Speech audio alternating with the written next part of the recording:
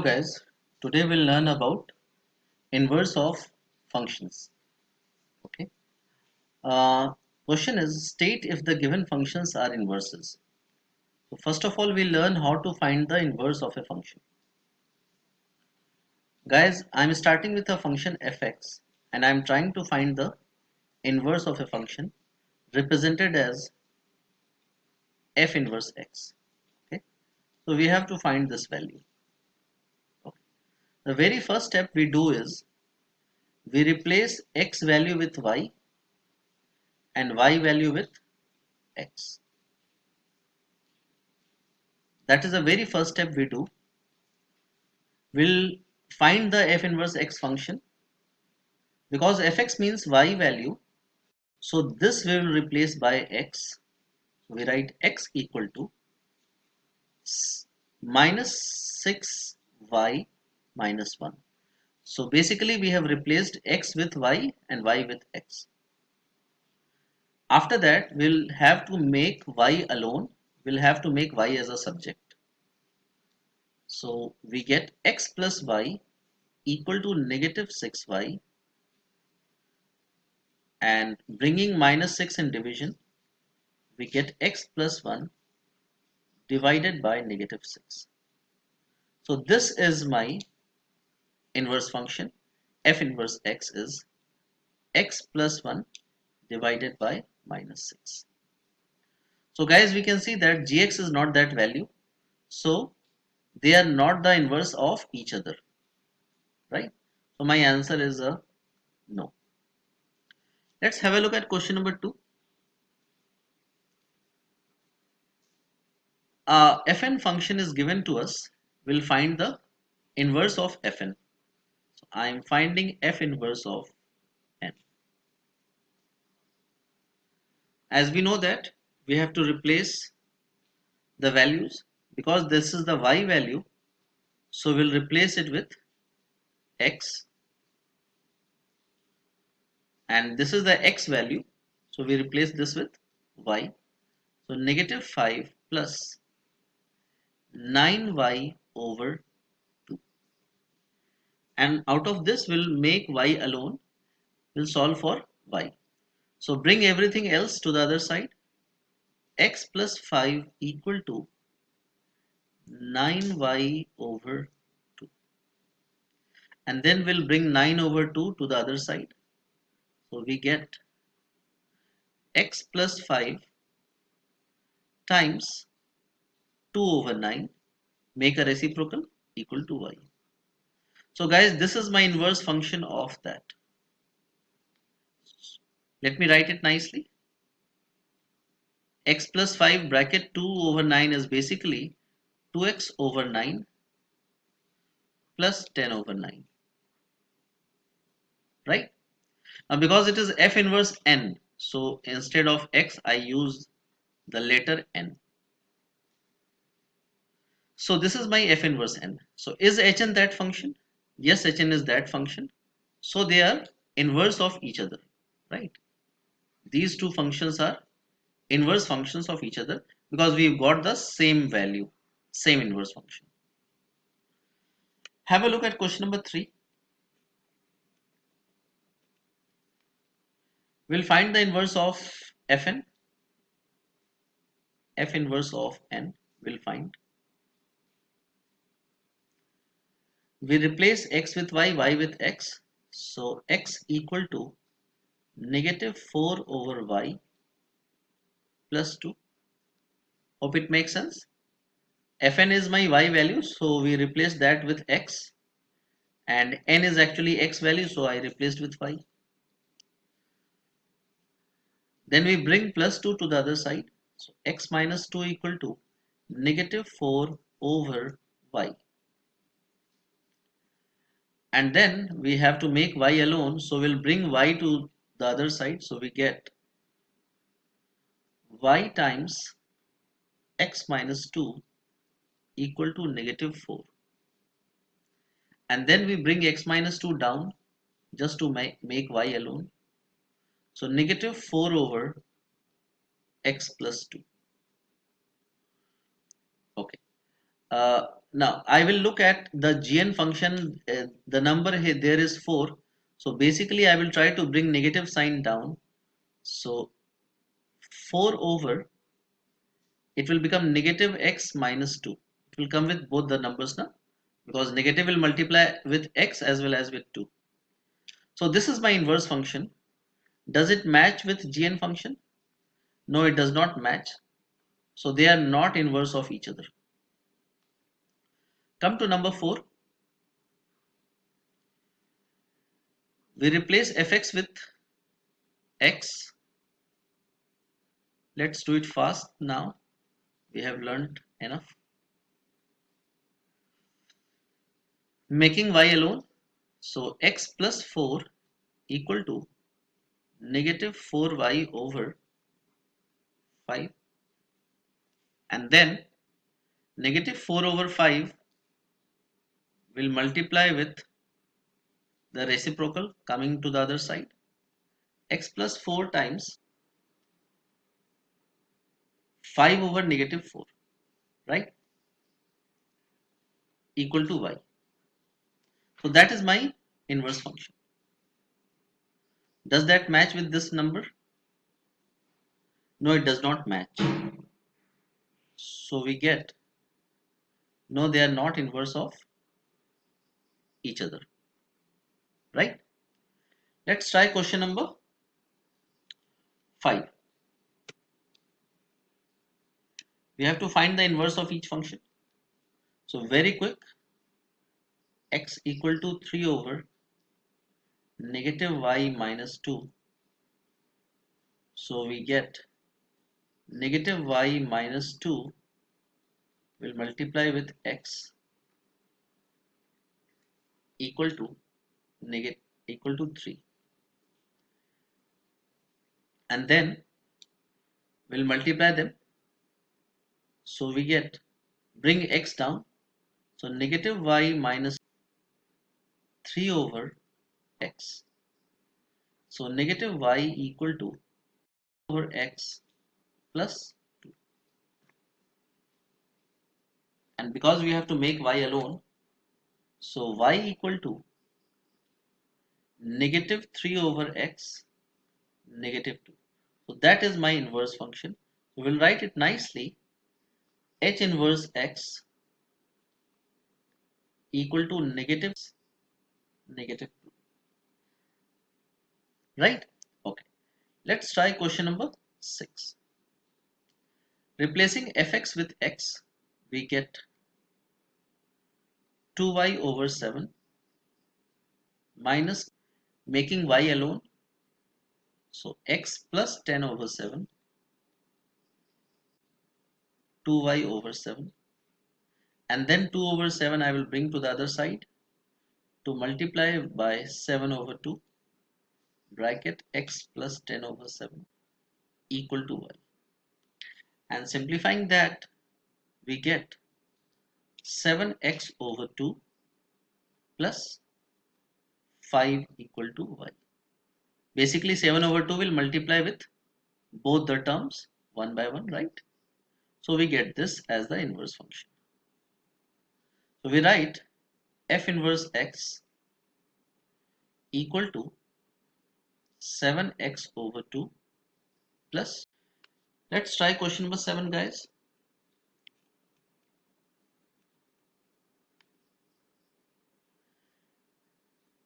X equal to negative 3 over negative y negative 3 and minus 2. So let's try to simplify it nicely. So basically negative 3 over negative y negative 3 will be simplified with just positive numbers, and then we bring minus 2 to the other side.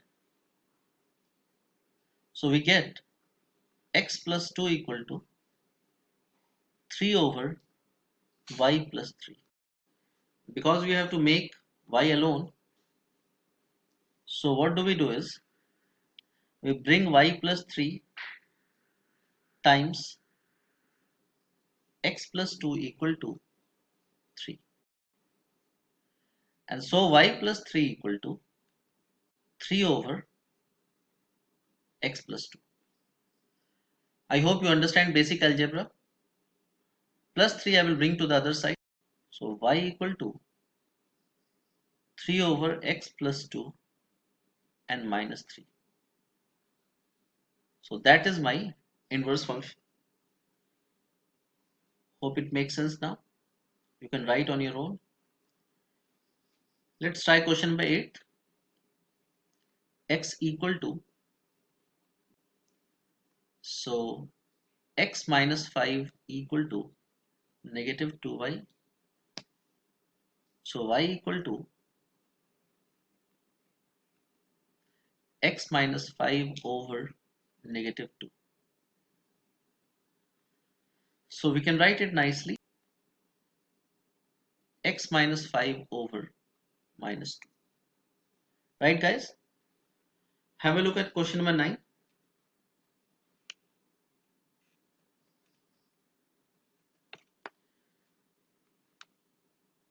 Replacing fx with x, 5y over 3, negative 5 over 3. Simplifying it nicely, 5 over 3 taken out common. So y minus 1 equal to x. Now 5 over 3 I will bring to the other side, will become 3x over 5 equal to y minus 1, and which gives y equal to 3x over 5 plus 1. So that is my inverse function. F inverse x, I can write f inverse x equal to 3x over 5. Come to number 10. X equal to 1 over y minus 1. So x plus 1 equal to 1 over y. So x plus 1 times y equal to 1, which gives y equal to 1 over x plus 1. So guys, this is the inverse function. We can say f inverse equal to 1 over x plus 1. Hope it makes sense. Let's come to next question. Question number 11. Find the inverse of each function. Then graph the function and its inverse. So we'll do the same way like we were doing before. We first find the inverse. So x equal to fifth root of y plus 1 plus 2. That gives x plus 2 equal to fifth root of y plus 1.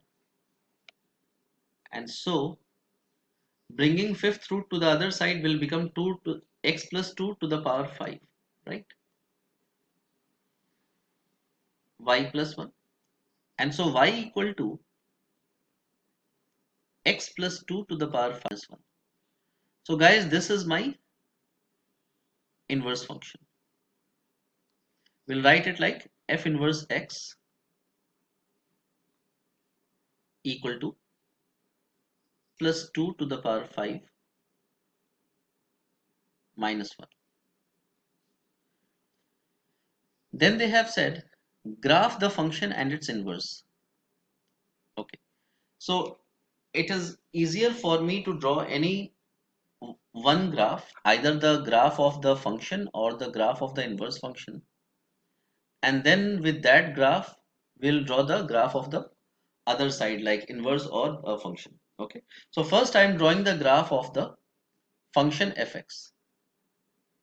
Okay, so while drawing the graph of function fx, I will think of the basic graph of fifth root of x.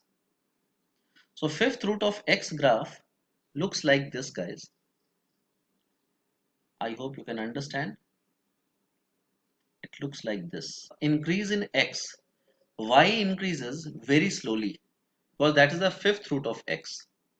So height of y increases very slowly and x increases faster, right?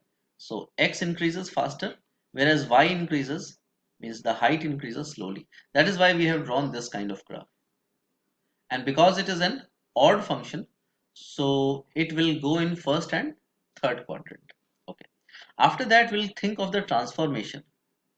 X changes by +1 means it will shift 1 unit to the left.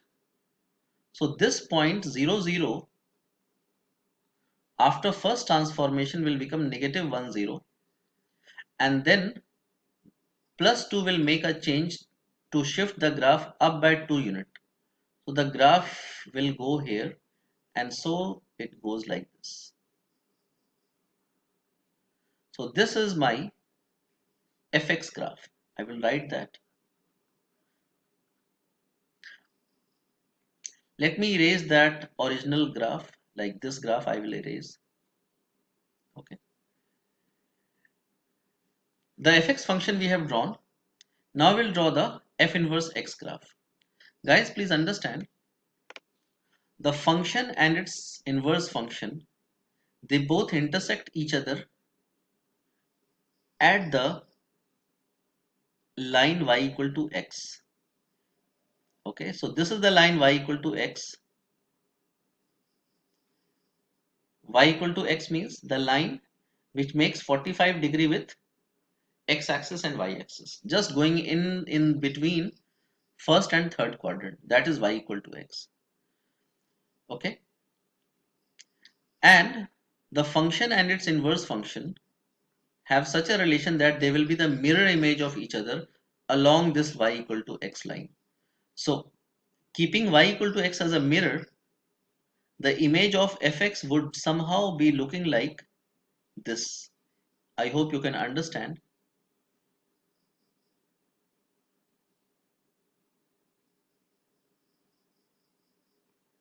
Like this. So this is my inverse function, f inverse x.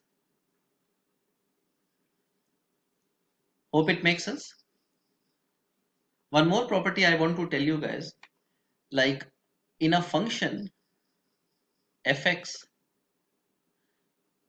its x-intercepts and y-intercepts will exchange each other with the function with its inverse function. Like let's say x-intercept of a function is a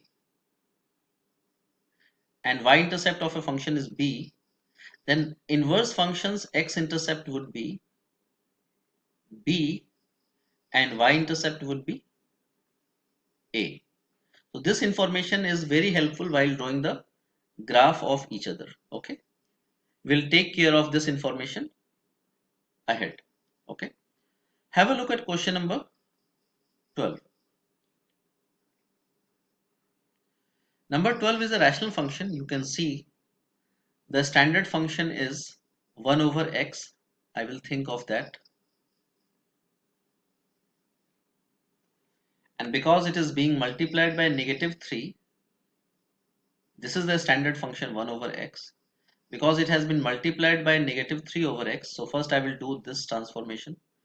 So -3 over x will make it like this, somehow like this. Okay, you don't need to be very accurate, you just need to be uh, graphically correct. Okay, and then +2 will make the horizontal asymptote shift up by 2 unit. So right now horizontal asymptote is x-axis, so it will shift up by 2 units. So this will become my new horizontal asymptote, y equal to 2. So the graph will, I hope you can understand now, the graph will shift like this. I will erase the other graph. This part of graph I will erase.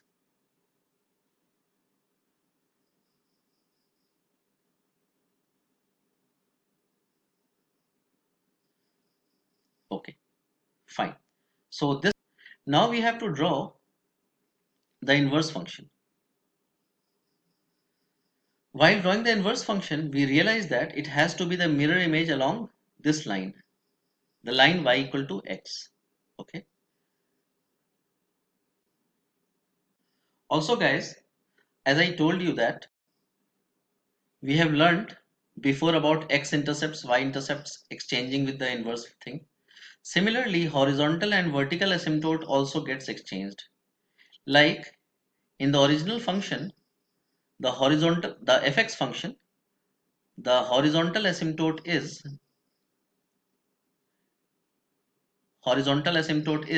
y equal to 2, right?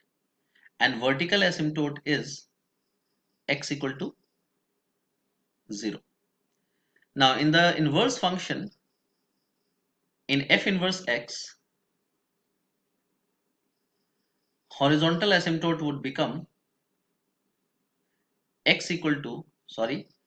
equal to 0, and vertical asymptote will become x equal to 2. So understanding that, we'll draw the function. So I am trying to take the help of the asymptotes. So horizontal asymptote is y equal to 0. I am using different color this time.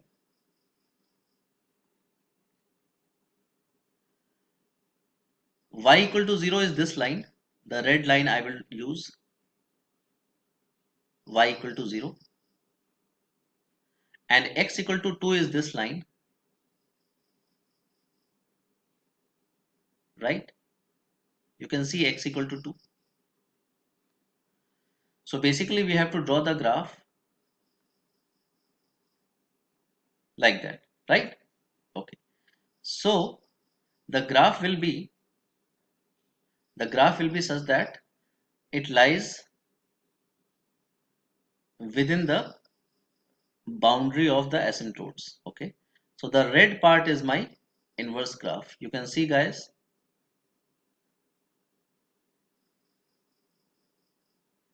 that red part is my inverse graph and blue part is my function. Hope it makes sense. Okay. We had to find the equation of the inverse function also. We'll do that now.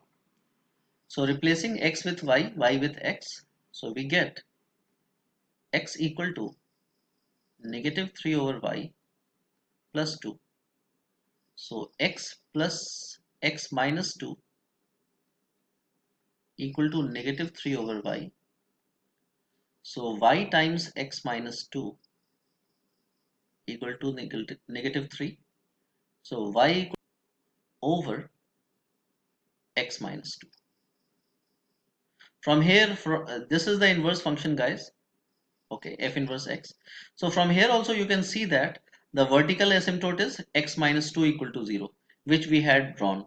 Okay, so I'm again repeating, functions horizontal and vertical asymptote exchange each other with inverse functions horizontal and vertical asymptotes, right?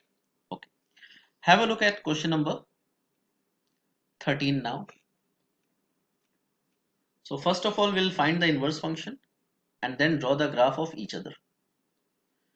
So x equal to negative 3y negative 10 over 5. We'll find y out of this. So 5x equal to negative 3y negative 10. So 5x plus 10 equal to negative 3y. So y equal to 5x plus 10 over negative 3.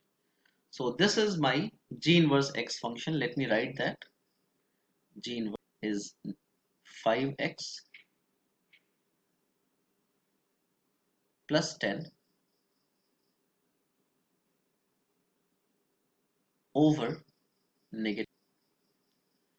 We can see that the gx function is a straight line. Let me write it nicely. Y. So for the straight line I am talking, the y-intercept is negative 2. You can see that. And the slope is negative 3 over 5. Means 3 down and 5 right. So I will go 3 down and 5. So from there 3 down and 5 right is 1, 2, 3, 4, 5 is here. Similarly, we'll go 3 up and 5 left.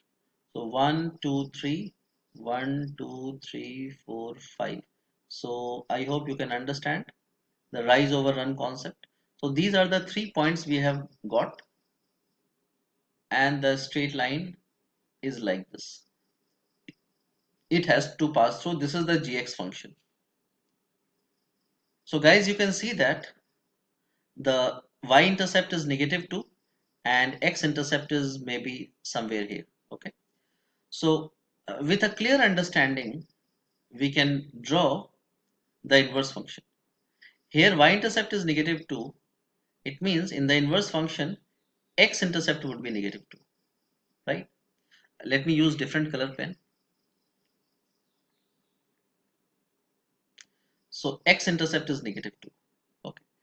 And gx function, x-intercept is somewhere -4. So in the inverse function, y-intercept would be somewhere -4. So I hope it makes sense. So you will, without understanding the equations graph, you will just draw the functions with the concept of x-intercepts and y-intercepts exchanging. So this is g inverse x function.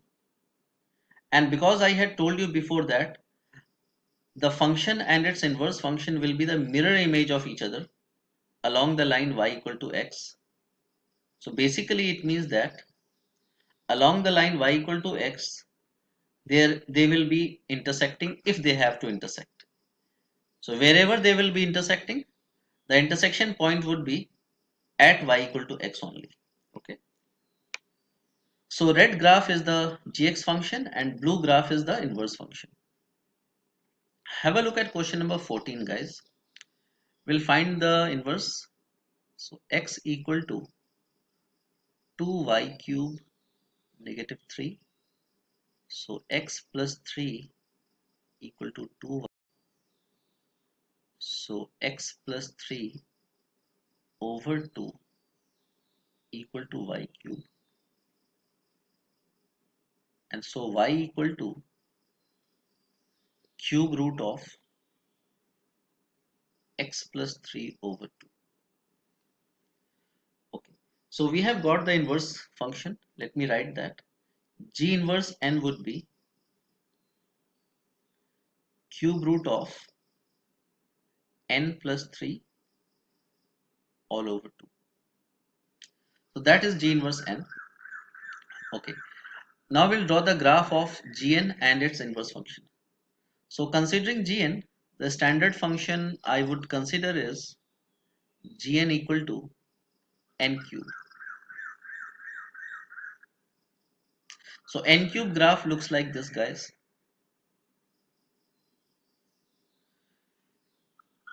We have two transformations in n cube. Vertical stretch by scale factor 2.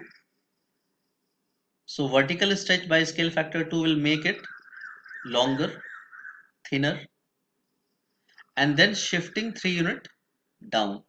So this thing will go down by 3 unit, right? So 0 0 will become 0 minus 3 point. So the graph will go somehow like this. Hope it makes sense. Other two graphs I will erase.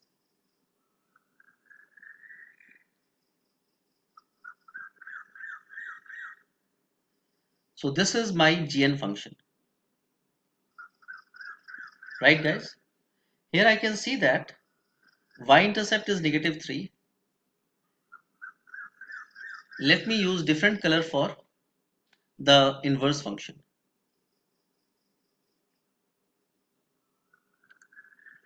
So you can see that y-intercept is -3.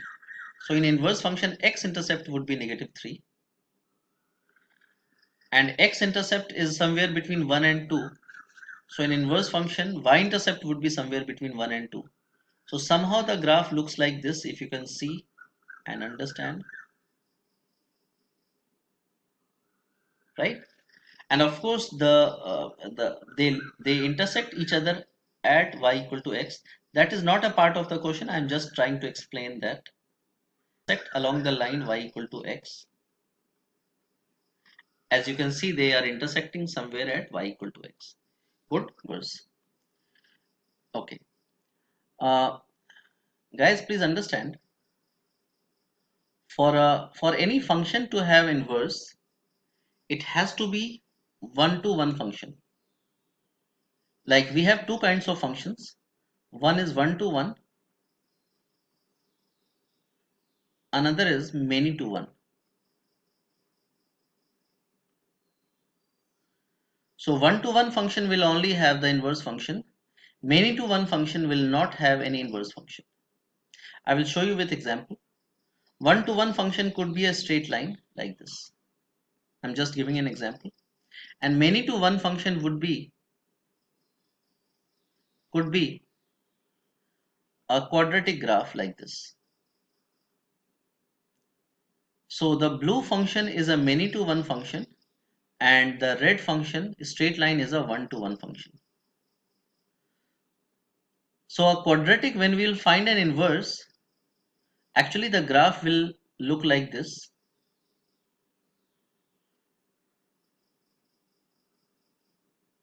Which is not actually a function. Okay, that is why we said only one to one will have a inverse function, not many to one. Okay, so we just need one example of any function which is one to one. I will just take one example which doesn't have an inverse. So my answer would be any function which is many to one. I can say that fx equal to x square graph, or maybe fx equal to x square plus 3x plus 2. Any quadratic graph could be many to one function. They do not have an inverse. Okay. Come to question number 16. Find the inverse of this graph. That is very easy. Replace y with x and x with y. So fourth root of y. And we'll find y out of that. So fourth root when I bring to the other side will become power 4 equal to y. So the inverse function is f inverse x equal to x to the power 4. And that is my answer. Good friends, hope to see you soon. Thank you. Goodbye.